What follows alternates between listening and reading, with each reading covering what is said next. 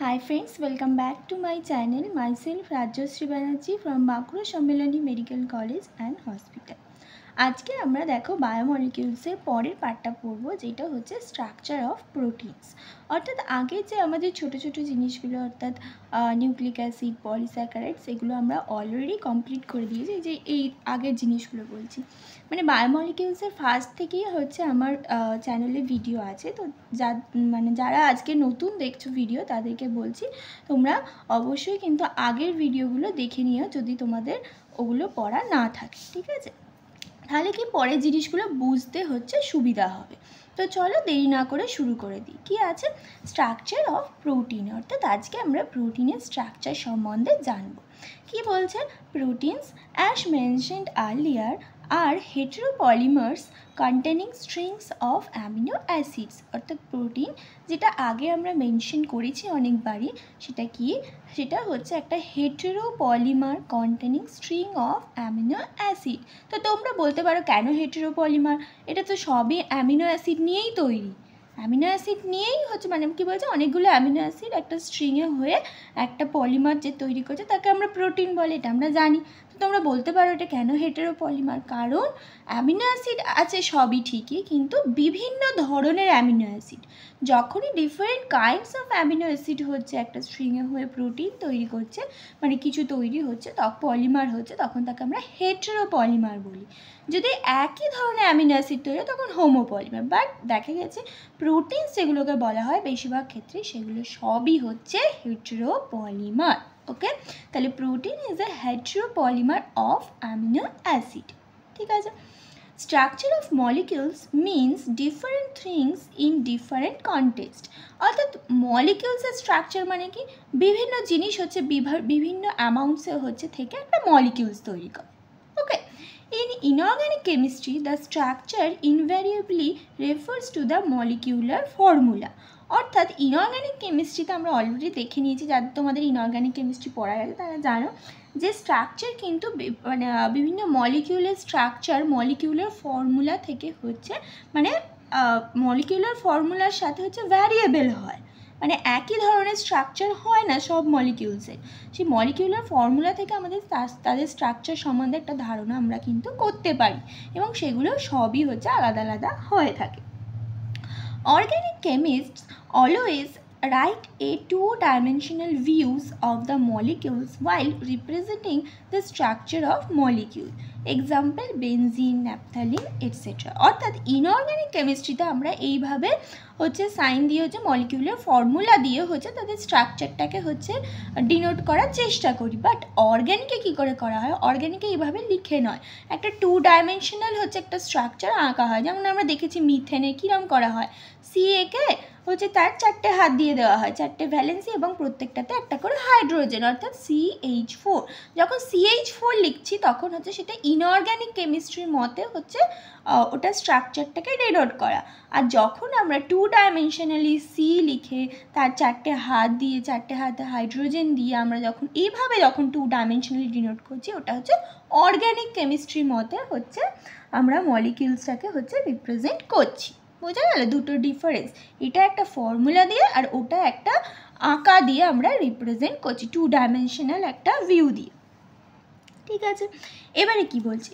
ফিজিস্টস conjure up the three-dimensional views of molecular structure while biologists describe the protein structure at 4 level. মানে ফিজিক্সে আবার কি করা হয়, সেখানে আবার 3 ডাইমেনশনালি সব কিছু মলিকিউলার স্ট্রাকচারটাকে ডিনোট করা হয়। মানে বলছে যে কিরাম ইনঅর্গ্যানিক কেমিস্ট্রি জাস্ট ফর্মুলা দিয়ে, অর্গ্যানিক কেমিস্ট্রিতে একটা 2 ডাইমেনশনালি করা হয়। ফিজিক্স আবার কী করা হয়, সব কিছুই 3 ডাইমেনশনালি হচ্ছে ফর্মুলাগুলোকে হচ্ছে ডিনোট করা হয়। আর বায়োলজিতে কী করা হয়, ওয়াইল বায়োলজিস্ট মানে বায়োলজি নিয়ে যারা কাজ করে তারা কিভাবে ডেসক্রাইব করে কোনো কিছু স্ট্রাকচার, যেমন প্রোটিনের স্ট্রাকচার অ্যাট 4 লেভেল, ওরা আবার 4 লেভেলে হচ্ছে স্ট্রাকচারটাকে ডিনোট করে থাকে। তাহলে মেন যেটা আমাদের এখান থেকে কথা, যেটা আমাদের মনে রাখতে হবে, কি বায়োলজিতে আমরা কোনো, যেমন প্রোটিনের স্ট্রাকচার যখন আমরা ডিনোট করব তখন সেটা 4 লেভেলে হচ্ছে ডেসক্রাইব করা হয়। এটাই হচ্ছে এতক্ষণ ধরে বললো। ওকে, The sequence of the amino acid, that is the positional information in the protein, which is the first amino acid, which is the second, and so on, is called the primary structure. অর্থাৎ primary structure কখন বলছি, primary structure বলা হয় যেখানে আমরা একটা amino অ্যাসিডের মানে একটা প্রোটিনে অ্যামিনো অ্যাসিডের সিকোয়েন্সটা বুঝতে পারি, কোনটা ফার্স্ট কোনটা সেকেন্ড, এইভাবে যখন স্ট্রাকচারটাকে ডিনোট করা হয় তখন তাকে প্রোটিনের প্রাইমারি স্ট্রাকচার বলা হয়।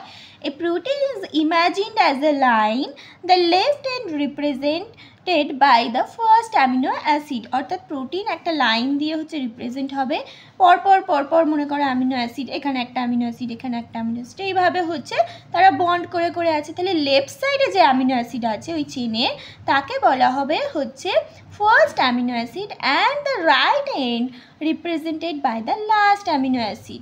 মানে প্রাইমারি স্ট্রাকচারে কি হয়, একটা চেনের মতো হচ্ছে প্রাইমারি স্ট্রাকচারে প্রোটিনটা থাকে এবং সেখানে অ্যামিনো অ্যাসিডগুলোকে বোঝা যায় কোনটা ফার্স্ট কোনটা সেকেন্ড কোনটা থার্ড, এইভাবে বোঝা যায়। মানে পরিষ্কার যে স্ট্রাকচারটা সেটাকে বলা হয় একটা লিনিয়ার স্ট্রাকচার, সেটাকে বলা হয় প্রাইমারি স্ট্রাকচার। এবং তার লেফট সাইডে যে অ্যামিনো অ্যাসিডটা থাকে তাকে বলা হয় ফার্স্ট অ্যামিনো অ্যাসিড, আর রাইট এন্ডে যে অ্যামিনো অ্যাসিড থাকে তাকে বলা হয় লাস্ট অ্যামিনো অ্যাসিড। এবার পরের কথা,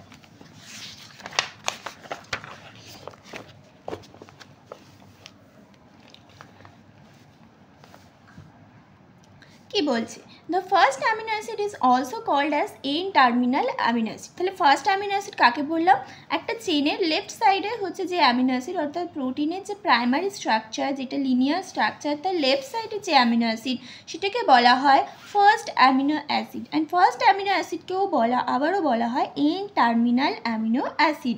এটা কিন্তু মনে রাখতে হবে। তাহলে N-terminal amino acid কাকে বলে, প্রোটিনের একটা লিনিয়ার স্ট্রাকচারে বাঁ দিকের অর্থাৎ লেফট এন্ডে যে অ্যামিনো অ্যাসিড থাকে তাকে বলা হয় N-terminal amino acid। The last amino acid is called the C-terminal amino acid। Last amino acid কোনটা, যেটা রাইট এন্ডে আছে।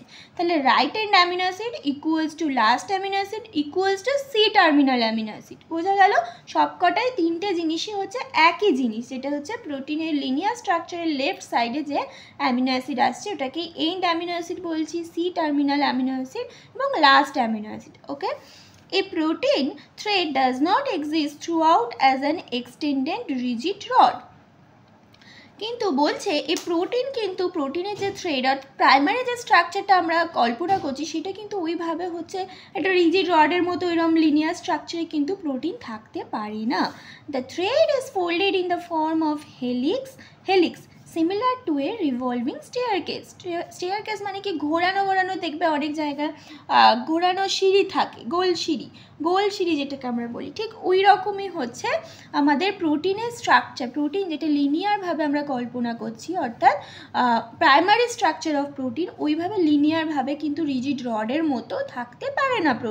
প্রোটিন সবসময় পেঁচিয়ে থাকে, তো পেঁচিয়ে গিয়ে অনেক সময় এটা ফর্ম অফ হেলিক্স তৈরি করে থাকে। অফকোর্স, এবং ফর্ম অফ হেলিক্সটা কি, সেটা হচ্ছে যেটা আমরা গোল সিঁড়ি বলে থাকি, অর্থাৎ এই ধরনের অনেকটা, তো সেই রকম হচ্ছে একটা ফর্ম হচ্ছে করে প্রোটিন।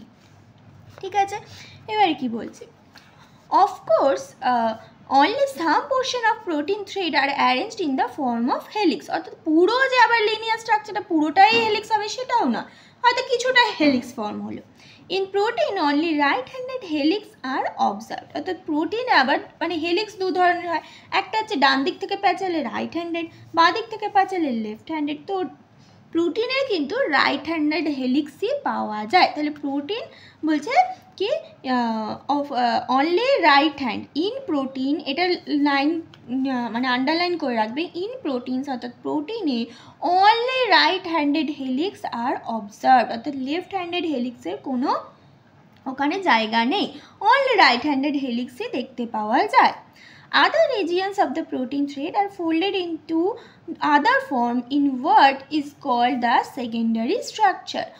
তাহলে প্রোটিনের কিছুটা অংশ হেলিক্স ফর্ম হলো, আবার কিছুটা অংশ অন্য কিছু ফর্ম হলো, তখন তাকে আমরা সেকেন্ডারি স্ট্রাকচার বলছি। In addition, the long protein chain is also folded upon itself like a hollow woolen ball, giving rise to a tertiary structure। আবার কি হয়, প্রোটিনের ওই রকম হেলিক্স হলো না, হলো উলেন বলের মতো আবার হচ্ছে স্ট্রাকচার হলো, তখন আমরা তাকে আবার টারশিয়ারি স্ট্রাকচার বলছি। তাহলে আমাদের এই জিনিসগুলো মনে রাখতে হয় যে হলো উলেন বলের মতো যখন স্ট্রাকচার হচ্ছে তখন তাকে আমরা টারশিয়ারি স্ট্রাকচার বলে থাকছি। This give us a 3-dimensional view of protein. তো এটাই কোশ্চেন আসে যে প্রোটিনের কোন স্ট্রাকচারটা আমাদের 3D ভিউ দেয়, সেটা হচ্ছে টারশিয়ারি স্ট্রাকচার, যেটা হচ্ছে একটা হলো লাইক এ হলো উলেন বল। ওকে, এটা কিন্তু কোশ্চেন আসে যে প্রোটিনের 3-dimensional ভিউ কোন স্ট্রাকচারটা দিয়ে থাকে, কোন লেভেলের স্ট্রাকচার, সেটা হচ্ছে টারশিয়ারি লেভেলের স্ট্রাকচারটা। Tertiary structure is absolutely necessary for the many biological activities of protein. অর্থাৎ টারশিয়ারি স্ট্রাকচার, এই স্ট্রাকচারটা ছবিতে দেখো, এই স্ট্রাকচারটা এই যে হেলিক্স আর বিটা প্লিটেড হচ্ছে, এটা হচ্ছে সেকেন্ডারি স্ট্রাকচার, মানে এইটা হচ্ছে লাইন বাই আছে, অর্থাৎ এটা হচ্ছে একটা প্রাইমারি স্ট্রাকচার, লাইন দিয়ে আছে অ্যামিনো অ্যাসিডগুলো চেনের মতো, প্রাইমারি। এবার এটা যদি হেলিক্সের মতো হয় বা বিটা প্লেটের মতো হতে পারে, অর্থাৎ গোল সিঁড়ির মতো হতে পারে, আবার প্লেটের মতনও হতে পারে। এবার কীভাবে ফোল্ড হবে সেটা তার উপর ডিপেন্ড করছে, এবার যেটাই হোক সেটাকে আমরা সেকেন্ডারি বলছি। তারপরেও যখন আবার ফোল্ড হয়ে একটা উলেন বলের মতো তৈরি করছে তখন আমরা তাকে টারশিয়ারি স্ট্রাকচার বলি, এবং এটা একটা 3-dimensional স্ট্রাকচার। আর এটা কি বলছে, tertiary structure is absolutely necessary for the many biological activities of protein. অর্থাৎ যে এনজাইম কিন্তু এই 3-dimensional ফর্মেই থাকে, এনজাইম একটা প্রোটিন, এবং বিভিন্ন বায়োলজিক্যাল অ্যাক্টিভিটিসে এনজাইম লাগে, সেই রকম এনজাইমের মতো অন্যান্য প্রোটিনের যত বায়োলজিক্যাল অ্যাক্টিভিটিস আছে তার জন্য কিন্তু এই টারশিয়ারি স্ট্রাকচারটা নেসেসারি। বোঝা গেল? টারশিয়ারি স্ট্রাকচারটাই হচ্ছে বিভিন্ন ধরনের বায়োলজিক্যাল অ্যাক্টিভিটিতে কাজে লেগে থাকে প্রোটিনের ক্ষেত্রে। বোঝা গেল? তো আমি এই অবধি পড়ালাম, পরের একটা ছোট ভিডিও হবে, সেটাতে আমরা এই কোয়াটারনারি স্ট্রাকচারটা জানবো। ঠিক আছে? যদি এই ভিডিওতে যা পড়ালাম সেটা নিয়ে বা অন্য কিছু নিয়ে নিট রিলেটেড কোনো যদি অসুবিধা থাকে তোমাদের অবশ্যই কমেন্ট বক্সে লিখবে, আমি চেষ্টা করব রিপ্লাই দেওয়ার। Thank you, tata.